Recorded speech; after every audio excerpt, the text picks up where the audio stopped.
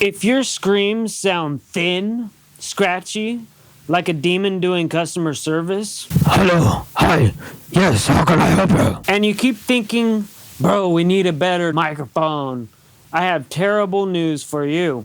It's usually not the microphone, it's the space. The vocals doesn't sound cheap because the vocalist is bad. It sounds cheap because your room is sneakily printing bedroom all over the recording. Today I'll show you the real reason metal vocals sound bargain bin and how to fix it without buying a $10,000 microphone to record reflections of your laundry basket.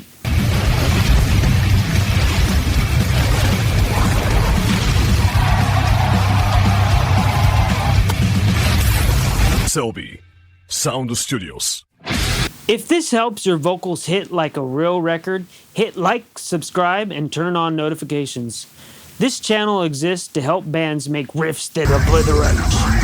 I've mixed a lot of heavy bands, and I can usually tell in 5 seconds when the vocal was recorded in a bad space. Because you hear it as boxy mids, weird harshness, phasey hollow air, and sibilance that slices your face off. Here's the core problem. Your room reflections are competing with the vocal. So even if the performance is great, the recording arrives with built-in cheapness. And when you compress vocals, which you do in modern metal, you bring that room up even more. So the fix is not more plugins. The fix is capture a cleaner vocal source and then process it like a pro. This is how to make your vocals sound expensive without selling your kidney. Number 1, treat the reflection points, not your feelings. You don't need a perfect studio. You need to stop early reflections from bouncing into the mic. Here's the practical setup. Put absorption behind the singer and also behind the mic area where the reflections would come from. If you can't treat the whole room, build a dead zone around the vocal. Blankets, thick panels, closets full of clothes, whatever creates absorption. Because the goal is simple. The mic should hear the vocalist, not the room arguing.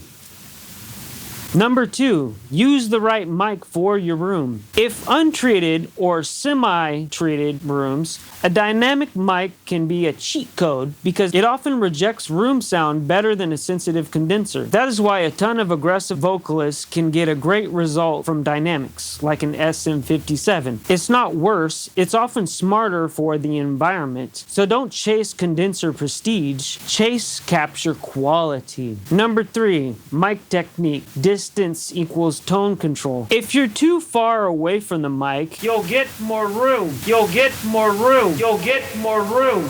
If you're too close, you'll get plosive harshness in the P explosions that sound like a kick drum made of lips. Use a pop filter. Stay consistent. Do multiple takes. Control the distance of the scream so that the loud sections don't overload the chain. Consistency is what makes the mix sound expensive, not bravery. Number 4, De-ess like a surgeon, not a serial killer. Metal vocals plus compression plus brightness can turn S sounds into razors. A de-esser is basically a compressor that targets sibilance in a specific frequency. But if you slam it too hard, you'll give the vocals a lisp and your record will sound like it was mixed by a snake. A better approach is to use a little de-essing, maybe in stages, and automate the worst offenders if needed. The goal is control, not dental anesthetics. Number 5, compression staging. Modern metal needs control. We're control freaks. In dense mixes, vocals usually need compression to stay forward and consistent.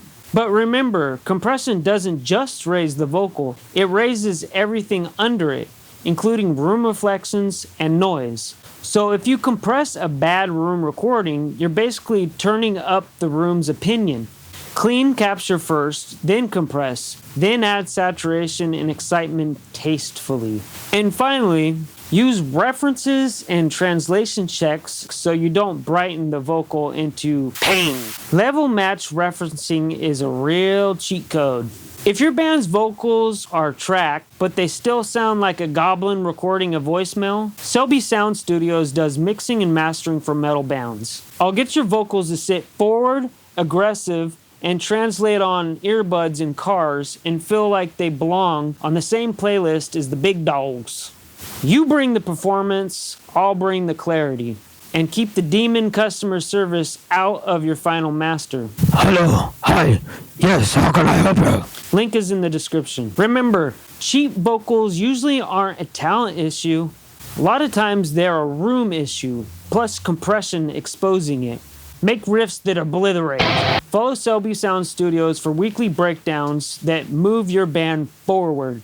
Alright, go treat one wall, move the mic a few inches, and stop treating your EQ like you're trying to summon a dentist. Stay tuned for more content. We'll see you next time. It's processed to perfection. Subscribe for more brutal tone. Smash that like and hit the bell so you never miss a fresh batch. Watch another clip right here.